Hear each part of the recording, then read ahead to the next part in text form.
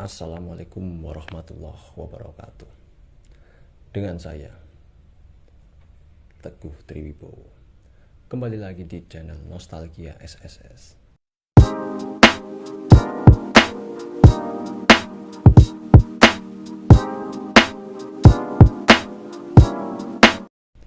Kali ini saya akan membawakan cerita dari narasumber yang namanya saya samarkan. Saya samarkan dengan nama Pak Ijo. Nah, si Pak Ijo menceritakan ke saya pengalaman-pengalaman seram di dalam rumahnya. Nah, sebelum melanjutkan cerita kali ini, alangkah baiknya klik like, share, comment, and subscribe agar channel ini terus berkembang. Nah, kita lanjutkan ceritanya. Awal mula cerita, si Pak Ijo itu merasa di rumah itu tuh ada yang aneh. Nah, si Pak Ijo kan orangnya penakut. Nah, si Pak Ijo itu kalau mandi atau ke belakang itu pasti minta diantarkan oleh ibunya. Saking si Pak Ijonya itu sangat penakut. Nah, singkat cerita, si Pak Ijo itu pulang sekolah biasa ketok-ketok pintu, tok tok tok tok, assalamualaikum mak, pulang. Waalaikumsalam, jawab mamanya. Nah, si Pak Ijo langsung menuju kamar. Dia mau ganti baju.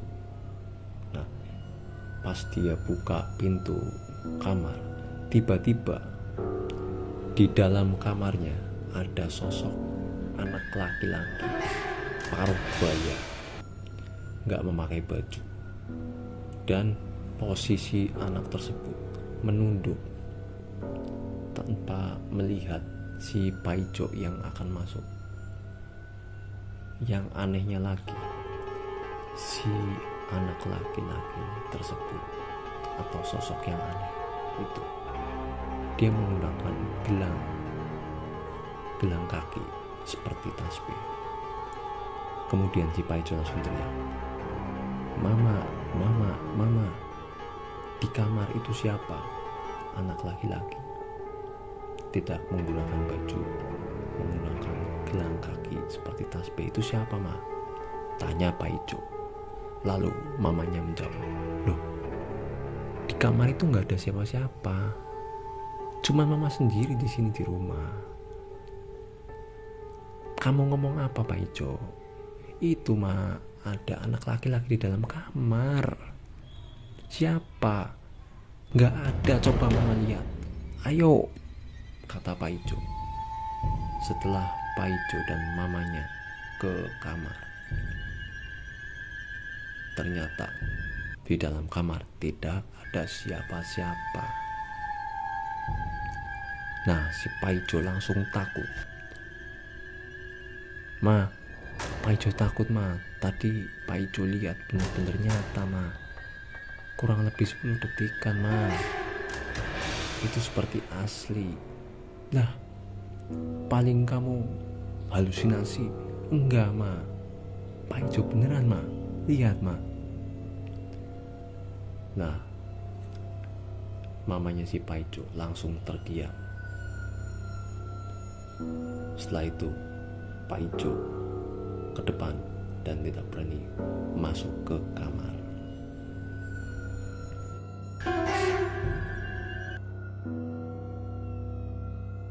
Singkat cerita, keesokan harinya Pak Ijo seperti biasa melakukan aktivitas seperti biasa, sekolah, balik sekolah, bermain. Nah, singkat cerita, sore-sore Pak Ijo mau mandi sekitar jam 4 sore. Pas Pak Ijo mau ke belakang, Pak Ijo melihat sosok perempuan yang seperti kakaknya. Terus Pak Ijo memanggil sosok tersebut. Mbak, lagi ngapain mbak? Kok berdiri di tengah jalan, Pak Ijo mau lewat. Si sosok tersebut sosok wanita, rambut panjang, menggunakan daster warna putih, tertunduk dan diam saja, tak membalas omongan Pak Ijo. Lalu Pak Ijo memanggil lagi, Mbak, lagi ngapain mbak? Pak Ijo mau lewat, Pak Ijo mau ke sumur, mau mandi. Nah, setelah itu si Pak Ijo curiga karena si sosok wanita tersebut tidak menjawab atau menyaut sama sekali. Akhirnya Pak Ijo penasaran, dan si Pak Ijo langsung melihat pelan-pelan ke bawah ke anak kaki. Dan ternyata apa? Kakinya ngambang jinjit. Pak Ijo langsung lari sekencang-kencangnya, nggak mau masuk rumah. Dan akhirnya si Pak Ijo tidak mau mandi. Akhirnya Pak Ijo minta tidur bareng sama mamanya, nggak berani ke belakang. Kita selanjutnya di depan rumahnya si Pak Ijo. Dulu di depan rumahnya Pak Ijo itu ada rumah kosong yang sudah tidak dihuni berpuluh-puluh tahun, dan sampai rumahnya hancur sendiri. Di dalam rumah kosong tersebut ada sumur yang tidak dipakai puluhan tahun. Bangunan tersebut sudah hancur, dan sampai sumur yang berada di belakang itu terlihat dari depan rumahnya Pak Ijo. Singkat cerita, si Pak Ijo itu keluar dini hari jam 3. Sebelum si Pak Ijo keluar, si Pak Ijo itu merasa ada yang aneh. Tiba-tiba jam 3 pagi atau dini hari itu, si Pak Ijo terbangun dan ingin keluar rumah. Dan si Pak Ijo mengikuti kata hatinya. Akhirnya Pak Ijo keluar, buka pintu, cekrek. Pak Ijo kelingak-kelinguk kanan kiri. Pak Ijo tidak langsung melihat ke depan. Nah, setelah Pak Ijo sudah tengok-tengok kanan kiri untuk mengecek ada sesuatu apa tidak, dan ternyata tidak ada apa-apa kanan kiri. Pak Ijo langsung menghadap ke depan, di depan rumahnya. Dan Pak Ijo langsung terkejut. Jreng! Ada sosok tinggi besar, putih, diikat, yaitu saya sangat merinding menceritakan ceritanya Pak Ijo ini. Nah, singkat cerita, Pak Ijo langsung terkejut, langsung menggebrak pintu rumah. Brah! Nah, sosok pocong tersebut tinggi besar, tapi mukanya utuh, cuman matanya hitam. Itu kalau tingginya kurang lebih 2 meter, seperti bule lah. Akhirnya Pak Ijo masuk, pintu nggak dikunci. Dia langsung lari aja. Orang rumah tidak ada yang mendengar kalau Pak Ijo keluar dan menggebrak pintu rumah.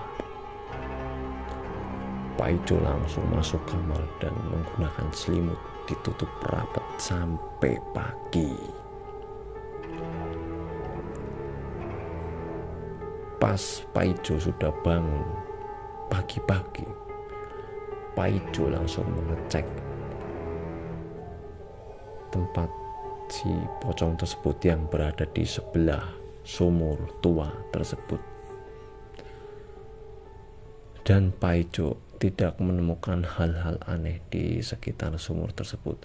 Paijo hanya melihat ada beberapa batang pohon pisang.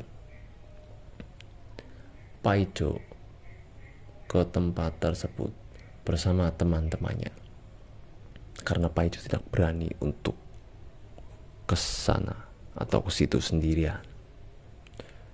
Dan Paijo coba menghancurkan batang-batang pohon pisang tersebut. Dirobohkanlah oleh Paijo dan teman-temannya. Jika kalian mempunyai cerita-cerita horor atau cerita-cerita lucu atau apa, bisa DM Instagram saya, Teguh Fashion. Teguh Tribo pamit. Wassalamualaikum warahmatullahi wabarakatuh.